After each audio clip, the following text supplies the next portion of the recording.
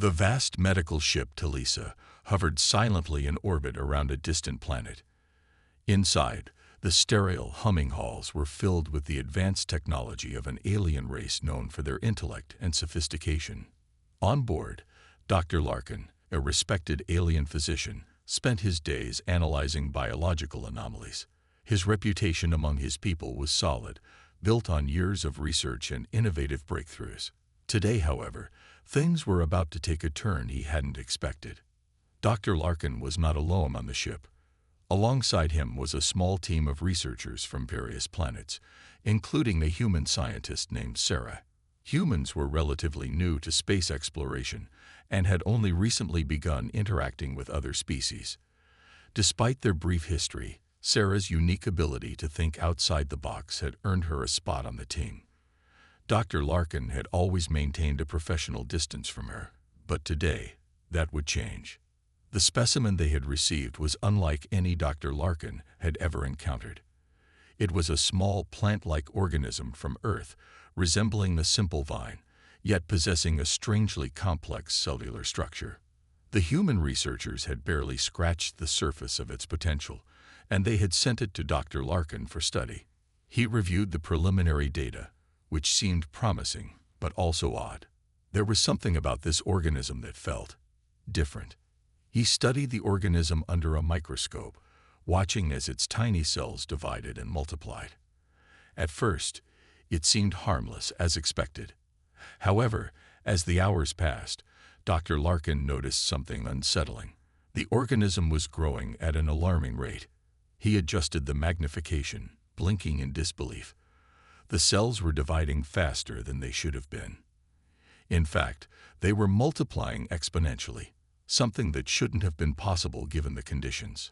His hand hovered over the control panel, making adjustments to the scanners. The readings were all over the place. The organism's growth wasn't just rapid. It was irregular, defying all predictions. A sudden wave of unease washed over him. He had dealt with numerous unknown life forms in his career, but this was unlike anything he had ever seen. "What's happening to you?" Dr. Larkin whispered to himself, his voice a mixture of awe and frustration. The readings were growing more erratic by the second. The organism was no longer just growing. It was shifting, adapting, as if it were responding to the environment around it. "Dr. Larkin, is everything okay?" Sarah's voice broke through his concentration. She was standing just outside his lab, her head peeking through the doorway. He hadn't even noticed her approach. Turning his chair, Dr. Larkin glanced at her. "I don't know yet. I think something's wrong with this specimen. It's growing at an incredible rate. The data doesn't match anything we've observed before." Sarah stepped into the room, her eyes drawn to the glowing screen in front of him. She raised an eyebrow. "That's not supposed to happen, right?" "No," Dr. Larkin replied, shaking his head slowly. "It's impossible, actually. My calculations show that under the current environmental conditions, this organism should not be able to grow like this." Sarah took a step closer, her curiosity piqued. "What do you think it means?" "I'm not sure," Dr. Larkin admitted, tapping a few keys on the console. "But I'll need to run some tests to understand how this is happening." As he ran through a series of diagnostic scans, the organism continued to grow before their eyes. It wasn't just the size that concerned him. The shape was changing as well. The once simple vine now seemed to form intricate, twisting patterns that almost resembled veins that pulsed with an odd rhythmic beat. "I've never seen anything like this," Dr. Larkin said, a sense of urgency creeping into his voice. This isn't just an organism anymore. It's behaving like it's alive in a way we can't explain." Sarah's eyes widened. Could it be some kind of new species, something we've never encountered? "I don't know," Dr. Larkin muttered, trying to make sense of the data. He paused for a moment, staring at the screen, before shaking his head. "But if it is, then it's far more advanced than anything we've studied." He stood up, pacing around the small lab, his mind racing. "I need to report this to the captain." This could be a discovery that changes everything we know about biology, or it could be a danger we're not prepared for. Sarah's gaze remained fixed on the organism. It was now almost twice its original size. A sense of dread settled in her chest. The way it moved, like it was alive, like it was trying to sense them, was unnerving. Dr. Larkin turned back to Sarah, his expression serious. "Get the others. We need more eyes on this. I don't want to take any chances." As Sarah left the room to gather the team, Dr. Larkin remained alone with the specimen. He watched as it continued to grow, its surface shifting and pulsing with an alien rhythm. The feeling of unease in his chest deepened. Whatever this organism was, it had already begun to defy the natural order of things, and he knew that with each passing minute, it was growing more unpredictable. Dr. Larkin paced nervously in front of the containment unit where this strange organism now lay. It had grown significantly since Sarah had left to gather the team. The vine-like creature had spread out, almost taking up the entire containment chamber, its surface rippling and shifting in unnatural ways. The once still object now seemed alive, as though it were aware of its surroundings. His mind was racing. He had seen many life forms before, studied many organisms, some bizarre, others terrifying. But nothing like this. The organism wasn't just growing, it was evolving. Rapidly.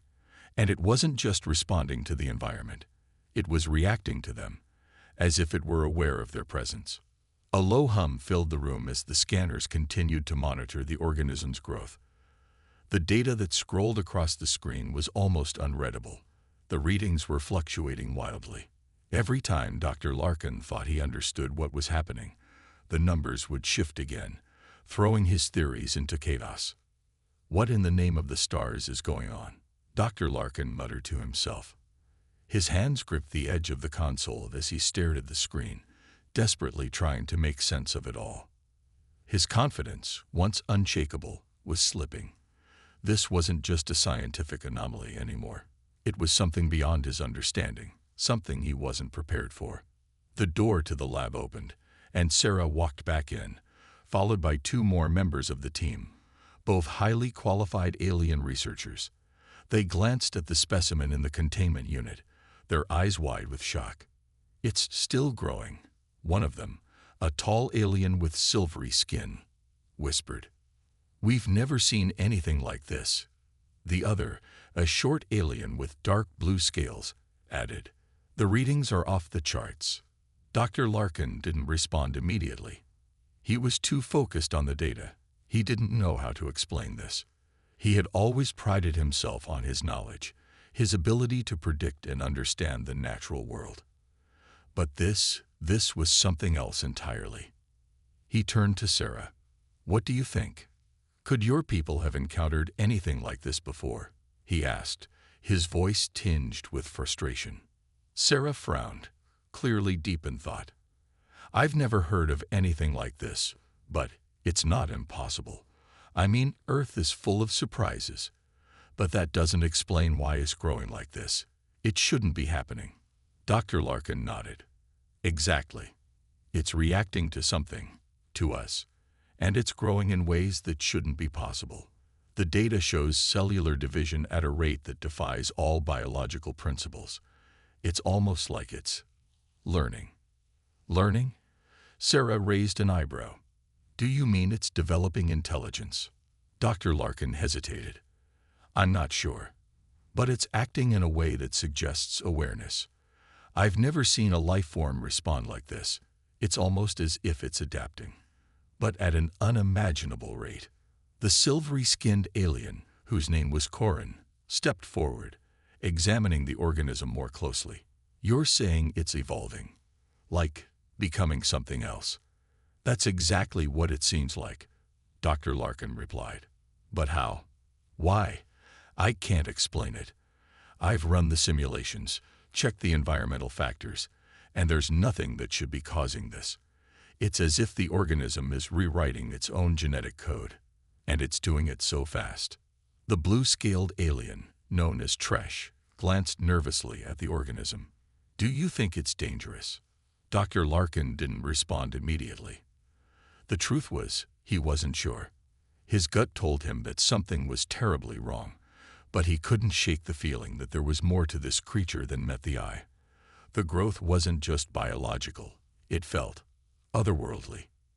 "I don't know," he finally said, "but it's acting in ways that we can't control. We might need to isolate it and figure out exactly what's happening. I don't trust it not to become a threat." Sarah looked at the containment unit, then at Dr. Larkin.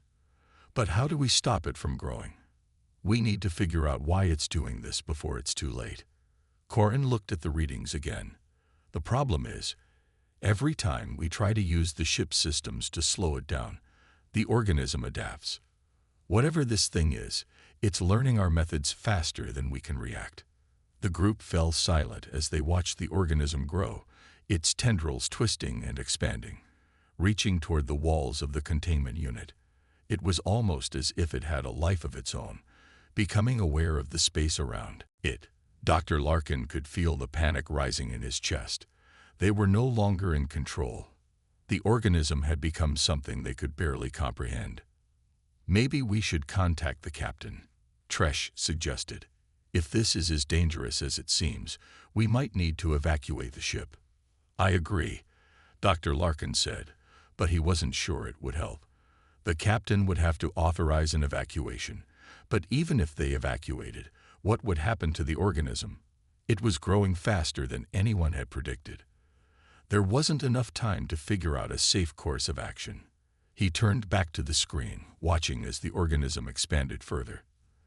The surface now shimmered with strange colors, faint, glowing hues that shifted with each passing second. It was almost hypnotic. "Whatever this is, it's not just a biological anomaly," Dr. Larkin said, his voice barely above a whisper. "It's something more. And if we don't figure it out soon, it could destroy everything we've worked for." As the organism's growth continued, they all stood there, unsure of what to do next. The alien doctor had faced countless challenges in his career, but nothing had prepared him for this. He had hoped to unlock the mysteries of the universe, but now, it seemed, those very mysteries were staring him in the face, growing faster than he could comprehend. And it was only just beginning. The strange organism had grown to an alarming size, its tendrils now pressing against the walls of the containment unit. Dr. Larkin stared at the creature, his hands shaking as he glanced at the readouts from the various machines. Every sensor he had used for years, every reliable instrument, was showing data that didn't make sense. The numbers were fluctuating wildly, no longer following any predictable pattern. "This can't be right," Dr. Larkin muttered to himself, tapping the control panel in frustration. His mind raced as he tried to make sense of the readings. The organism's rapid growth wasn't just biological, it was something far more complicated. The patterns of cell division were erratic, not following any known process. The organism was not just reacting to the environment, it was changing in a way that no living thing should. Sarah, standing beside him, glanced at the monitor. "It's getting worse, isn't it?" Dr. Larkin nodded slowly, not taking his eyes off the screen. "Yes. It's not just growing, it's adapting. I've never seen anything like this before. We need to find out what's causing it before we lose control completely." The other two researchers, Corin and Tresh, watched the containment unit, their faces tense. The organism had expanded to fill nearly the entire chamber, its tendrils twisting and curling in unnatural ways. It was pulsating with an almost rhythmic energy, as if it were alive in a way no simple plant should be. "I don't understand," Dr. Larkin said, shaking his head in disbelief. "I've tested the environment, the conditions. There's nothing unusual here. It should not be growing this quickly, and certainly not in this manner." "It's like it's doing this on purpose," Sarah said quietly, her eyes narrowing as she watched the organism. "Do you think it's trying to communicate? Maybe it's not just a random mutation." "That's the problem," Dr. Larkin said, rubbing his forehead. "I don't know if it's a mutation or something more. It's not just reacting to us, it's learning. Every time I think I've figured it out, it shifts. It's almost as if it's responding to me, to us, like it knows what we're doing. Corin stepped forward cautiously, watching the glowing, shifting tendrils. Could it be some kind of defense mechanism, a way of protecting itself? Dr. Larkin paused for a moment, considering this. That's possible, but the speed of its reaction, it doesn't make sense for a defense mechanism. This is far beyond any biological instinct. This is intelligent growth, something I can't account for. The room grew heavy with silence as the four of them stood there, watching the organism pulsate and grow. The data from the sensors was more unreliable than ever. One moment, it showed steady growth. The next, it spiked into an entirely different pattern. The organism wasn't just growing at a fast pace. It was changing in ways they couldn't explain. I think we need to isolate it, Tresh suggested nervously. If it's growing this fast, we might not be able to contain it much longer. I agree, Dr. Larkin said, his voice tight. But how? The ship's containment systems are already starting to fail. The force fields can't keep up with its growth rate. As he spoke, the organism stretched even further, its tendrils pressing against the transparent walls of the containment unit. It seemed to be testing the limits of its environment, as though it were aware that its boundaries were quickly shrinking. We don't have much time, Dr. Larkin added, his mind whirling. We need to figure out what's happening. But first, I need to find a way to stabilize the growth. If we can't slow it down, it could destroy the entire ship. Sarah turned toward him, her eyes focused and determined. Is there anything I can do? I'm not a biologist, but I can help with the research. I've worked with some strange life forms before. Dr. Larkin looked at her, his thoughts momentarily distracted. For the first time, he realized that the human scientist might be able to contribute something that he hadn't considered. Her perspective was different from his. She might see something he had missed. You might be right, he said, his voice thoughtful. Your approach to problems is unconventional. I'll need your help. We can try running some more tests. Perhaps we've overlooked something obvious. The alien doctor turned back to the console and began running new scans, but the results were no more promising than before.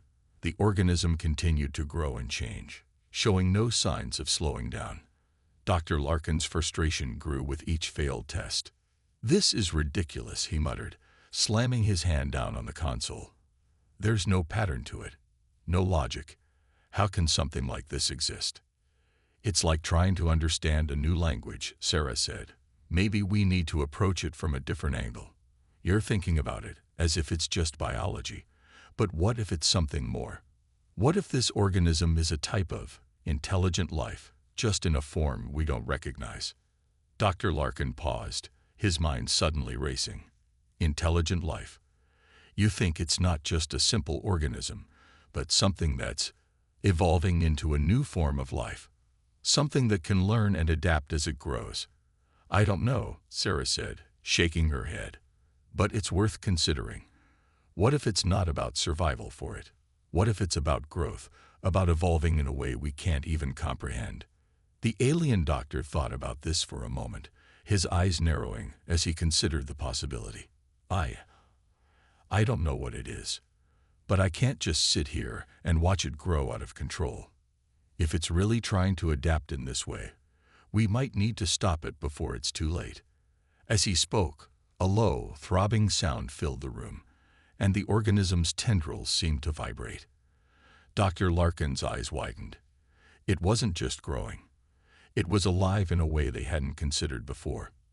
We need to act fast, he said, his voice tense. This is no longer just a biological experiment. We're dealing with something much more complex than we imagined. We need to find out what it really is, and fast. The team fell silent, each person deep in thought.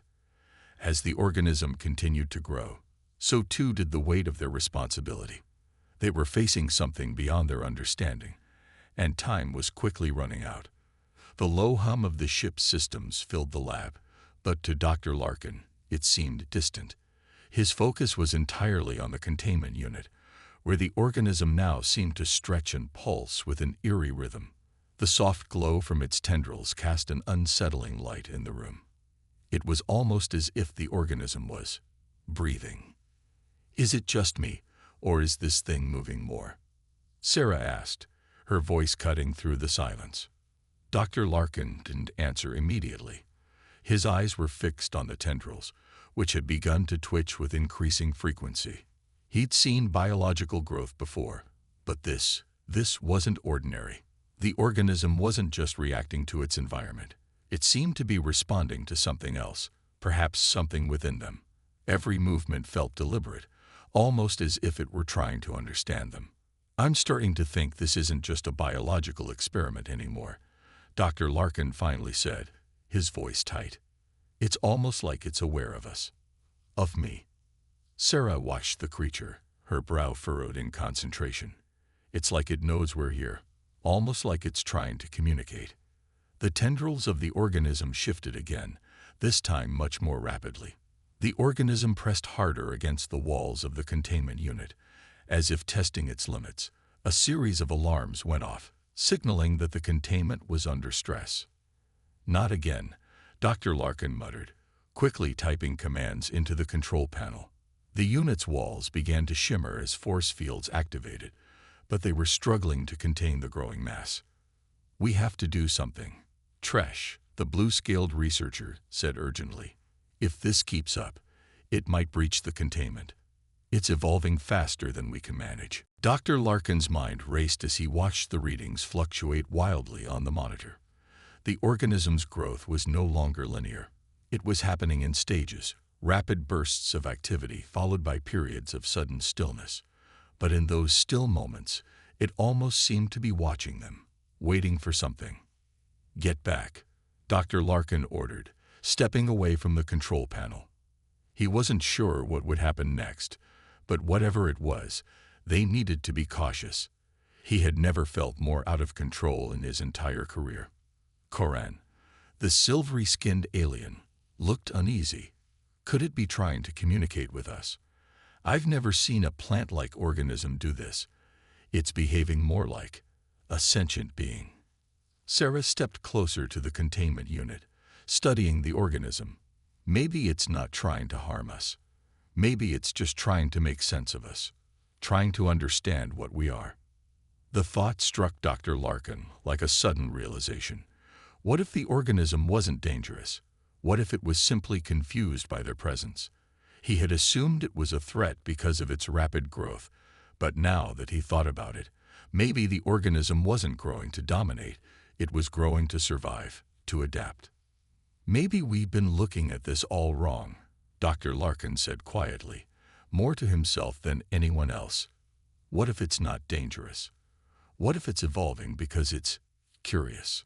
Sarah looked at him, her expression thoughtful. "Curious? You mean it's learning?" Dr. Larkin nodded slowly. "Yes, its rapid growth isn't an instinct for survival. It's an adaptation. It's reacting to us, trying to learn about its new environment.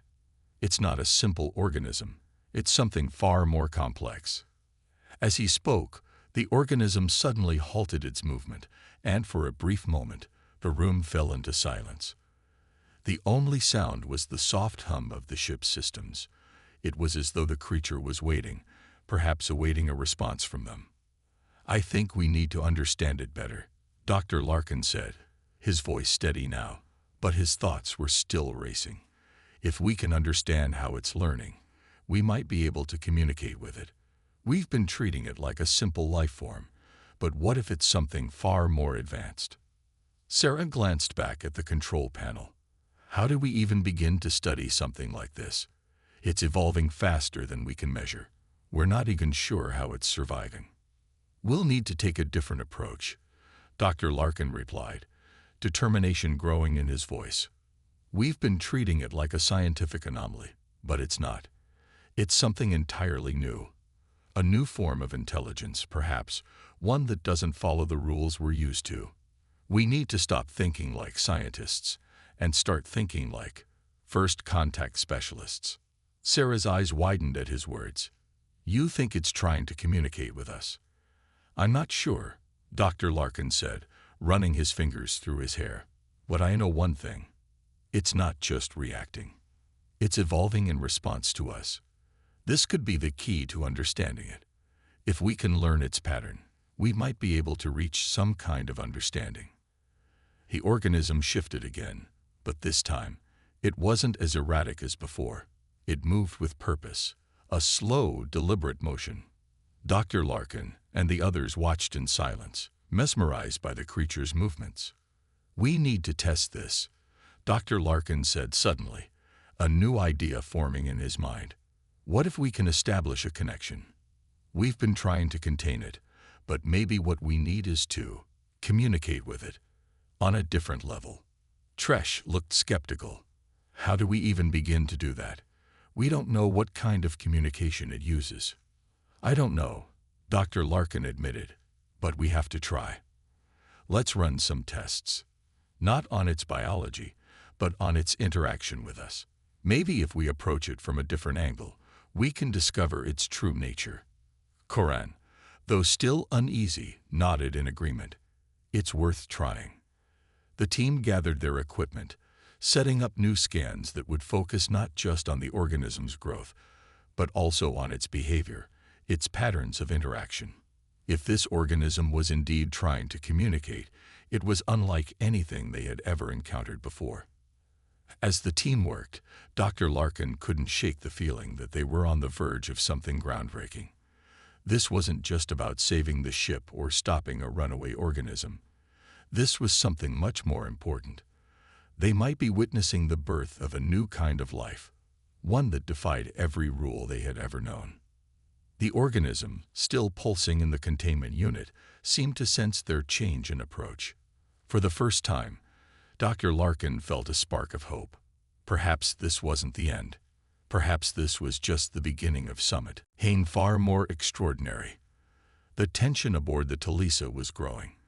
With each passing moment, the organism continued to change, its growth seemingly fueled by something far beyond anything Dr. Larkin had ever seen. The ship's containment unit was beginning to show signs of strain, the glowing tendrils pressing harder against the walls, as if the organism was aware of the danger. Dr. Larkin stood at the control panel, his hands hovering over the console as he studied the fluctuating data.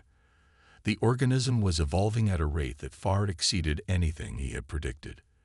It wasn't just a plant, nor was it a simple biological anomaly. It was something more, something that seemed to have its own will, its own purpose. Doctor, the force fields are at their limit, Koran said, his voice filled with concern. The tall, silvery-skinned alien was studying the readouts from the containment chamber, his expression grim. If it grows any larger, the containment unit will fail. We can't afford to wait much longer, Dr. Larkin replied, his voice tight with urgency. He turned to Sarah, who was standing nearby, her eyes fixed on the screen. We need to understand how it's evolving and find a way to stop it. If it breaks out, there's no telling what it will do. Sarah nodded, her brow furrowed with concentration. We've been approaching it like a biological study, but what if it's not just about survival? What if it's trying to adapt to the environment, to us? I've been thinking the same thing, Dr. Larkin said, but we can't just sit here and watch it grow. If it's learning and adapting, we have to find a way to communicate with it. But we need time, and right now, time is something we don't have. As he spoke, the tendrils of the organism began to twitch again, this time in a more coordinated manner. It was as if the organism were testing the boundaries of the containment unit, its tendrils reaching out as if it were searching for something. We have to isolate it, Tresh said, his voice filled with fear. If it gets out of this containment unit, the whole ship could be at risk. We need to do something now. Dr. Larkin felt the weight of the situation pressing down on him. He had spent his entire career studying life forms, but this was different. This organism was beyond anything he had encountered. Its rapid growth, its seeming awareness, it was all beyond his understanding. He took a deep breath, trying to think clearly. We need to find a way to stabilize its growth. If we can slow it down, We might have time to study it properly and figure out how to communicate with it. As if on cue, the alarms blared again, signaling that the containment field was reaching critical levels. Dr. Larkin turned to the others, his mind racing. "Prepare to evacuate the area," he ordered. "If the field fails, we'll need to get out of here quickly, but we can't let the organism escape. It's too dangerous." "I'm not sure how long we can hold it in there," Corin said. "We need to act fast." The team worked quickly, adjusting the containment field settings, but the organism's growth was relentless. The tendrils were pushing harder against the walls, and the force fields were starting to flicker under the strain. Dr. Larkin's thoughts were clouded with doubt. He had been so focused on studying the organism that he hadn't fully considered the potential risks. Now, as the walls of the containment unit groaned under the pressure, he realized just how much danger they were in. He turned back to the screen. The organism was no longer just growing. It was changing in ways that didn't make sense. The data that had once been clear and understandable was now chaotic. The organism's cells were multiplying at an unpredictable rate, and the patterns of growth were no longer linear. It was as though the organism was rewriting its own genetic code in real time, adapting to the situation in ways Dr. Larkin couldn't begin to comprehend. "Look," Sarah suddenly called out, her voice sharp with urgency. Dr. Larkin's heart skipped a beat as he looked up. The organism's tendrils were now forming intricate shapes, almost like a network of veins, pulsating with a strange energy. The glowing lights from the creature's body were brighter now, casting an eerie glow around the room. "It's not just growing. It's evolving its structure," Dr. Larkin said, his voice filled with awe and fear. "It's learning to adapt to its environment. Maybe it's trying to protect itself." Ross suggested. "Or maybe it's trying to communicate with us. We've been treating it like a threat, but what if it's just misunderstood?" Dr. Larkin shook his head. "I don't know, Sarah. I want to believe that, but I can't ignore the risk. If this thing gets loose, it could destroy the ship. We need to find a way to stop it." The organism's growth began to slow, but not by much. It had reached an enormous size, and it was clear that the containment unit could not hold it much longer. The alarms were still blaring, and the ship's systems were struggling to keep up. Tresh's voice broke through the chaos. "We need to evacuate. Now." Dr. Larkin's mind raced. The creature was still growing, but it was slowing down. Maybe they had a chance, but if they didn't act quickly, they could lose everything. "Get ready to evacuate the ship," Dr. Larkin ordered. "We need to contain the organism at all costs. If we can't stop it here, we might have to jettison it into space." The team quickly began to prepare, gathering equipment, and making plans to evacuate. But Dr. Larkin couldn't shake the feeling that they were on the brink of something much larger than a simple biological experiment. They weren't just studying an organism anymore. They were dealing with an entirely new form of life, one that could change everything they thought they knew about biology, intelligence, and the universe itself. As the ship's systems continued to strain under the pressure, Dr. Larkin turned to his team. "We don't have much time," he said, "but we're not giving up. We'll find a way to stop it before it's too late." But deep down, he knew this was no longer just about saving the ship. It was about something much bigger, a discovery that could change the course of their understanding of life itself. The Talisa was under stress. Every part of the ship seemed to hum with urgency, as if the walls themselves could feel the danger of what lay in the containment chamber. Dr. Larkin watched the readouts with growing concern. The organism, now a massive and pulsing mass, was testing every limit the ship's systems could provide. The containment unit was shaking, its walls creaking under the pressure. If it kept growing at this rate, the unit would collapse, and once that happened, no one could predict what would happen next. "We're running out of time," Dr. Larkin muttered, his eyes fixed on the monitor, watching the readings spiral wildly. The organism's growth had slowed for a moment, but only just. The readings were more unpredictable than ever.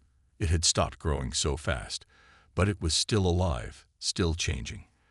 The organic mass within the unit pulsed rhythmically, almost as if it were breathing in time with the ship's failing systems. And with each pulse, the sense of urgency grew stronger.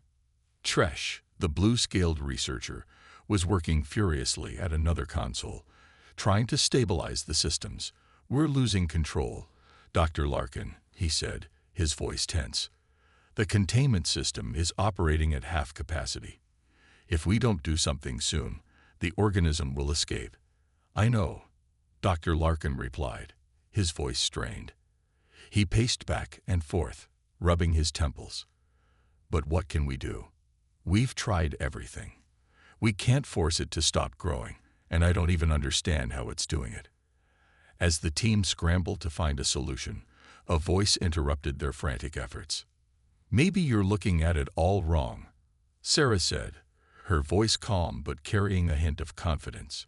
She stepped forward, the coolness of her tone surprising the others. "What if the organism isn't trying to escape? What if it's waiting for something?" Dr. Larkin turned to look at her, his brow furrowed. "Waiting for something? What do you mean?" "Think about it," Sarah continued, crossing her arms. "The organism has been growing, adapting, and reacting to us, right?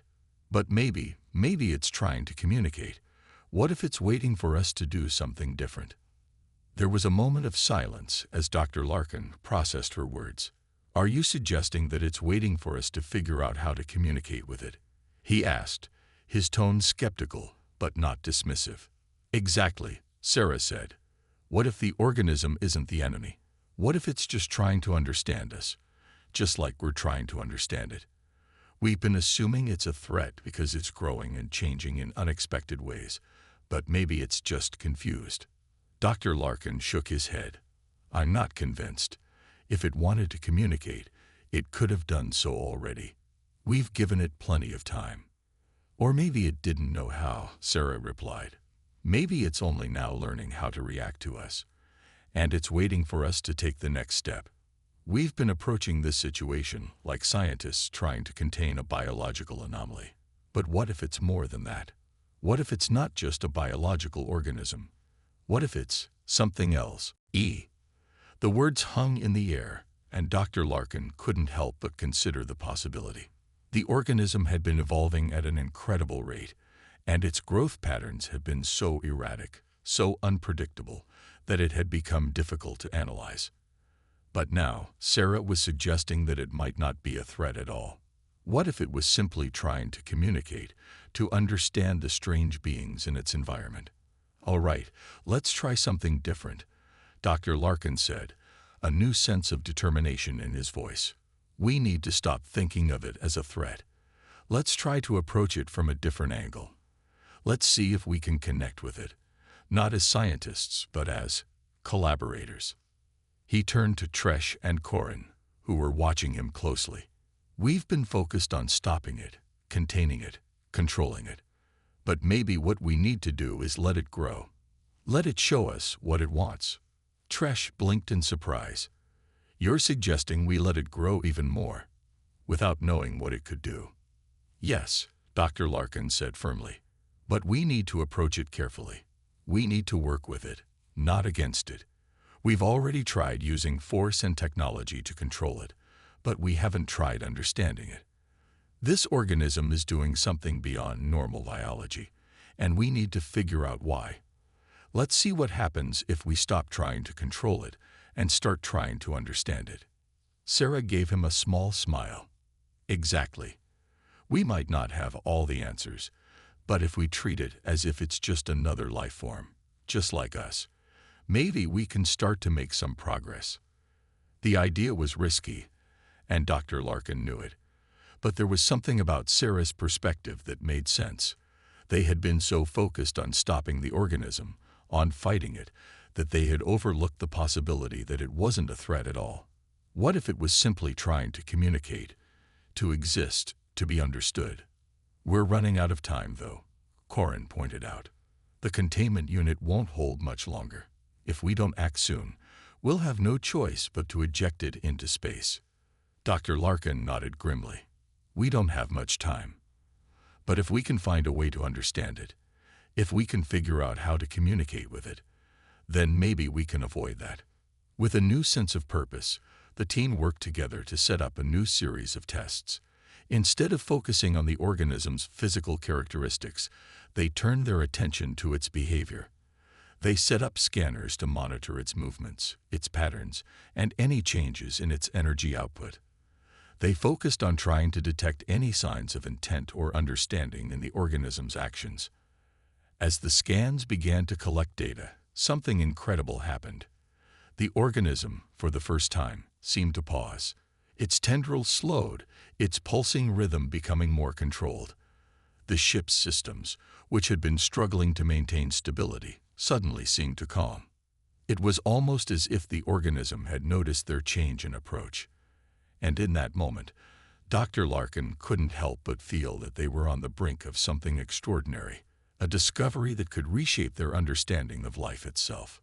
"We may have just found an ally," he whispered, more to himself than to anyone else. The tension on the Talisa had slowly begun to ebb away. The once dominant hum of the containment unit, straining under the weight of the organism's growth, had softened into a steady pulse. It was almost as if the ship itself was breathing a sigh of relief.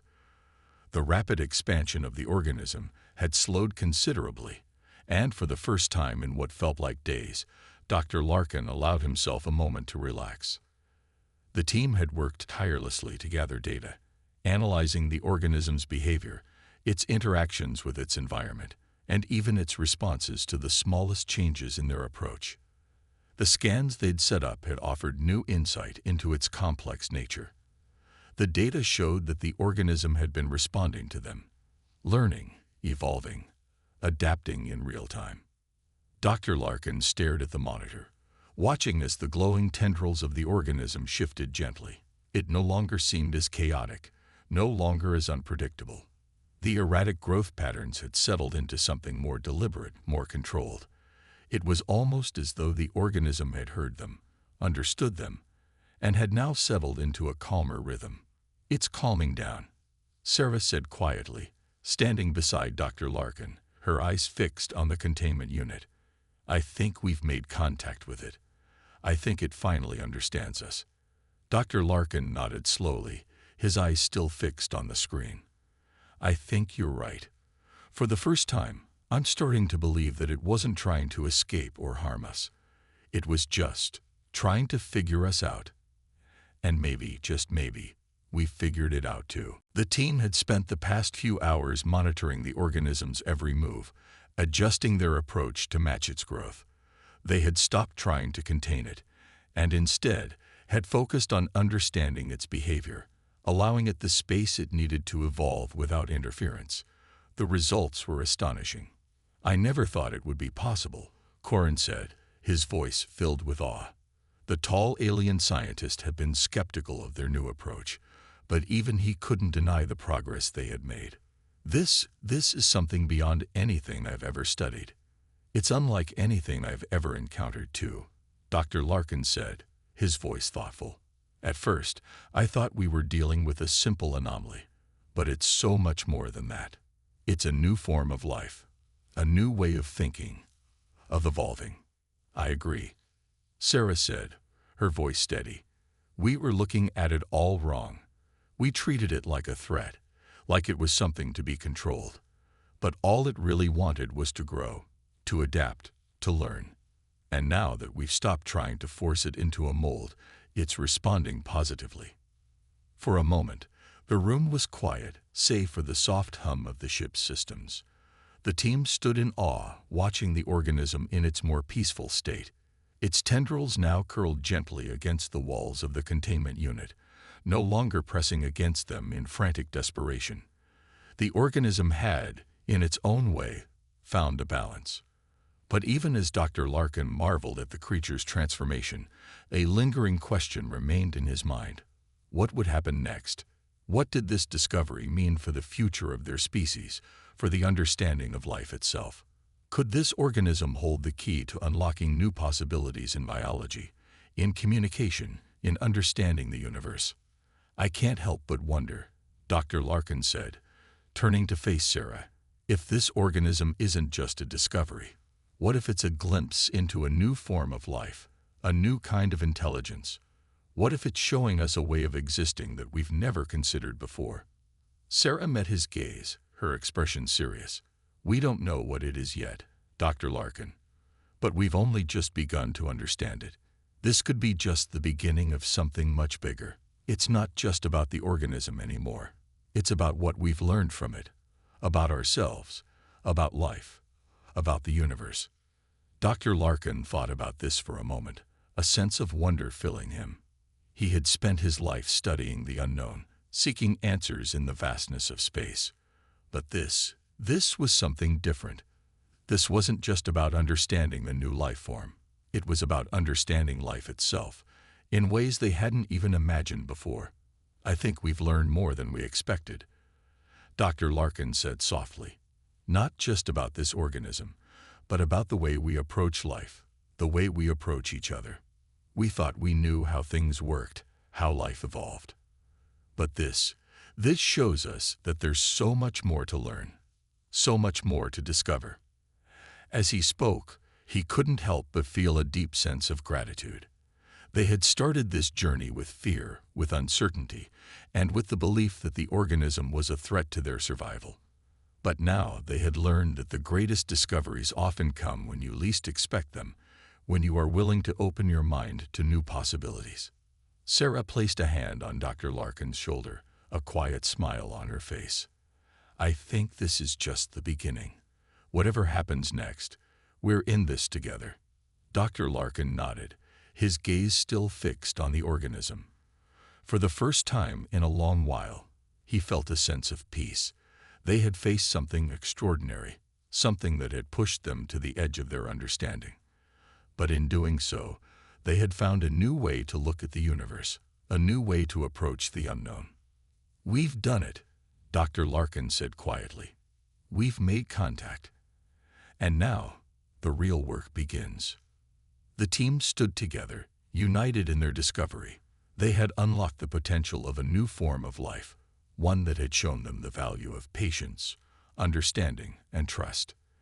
The organism, once a source of fear and confusion, had become a symbol of the future, of the endless possibilities that awaited them. And as they continued their research, Dr. Larkin knew that this was just the first of many discoveries. The universe was vast, and the journey had only just begun.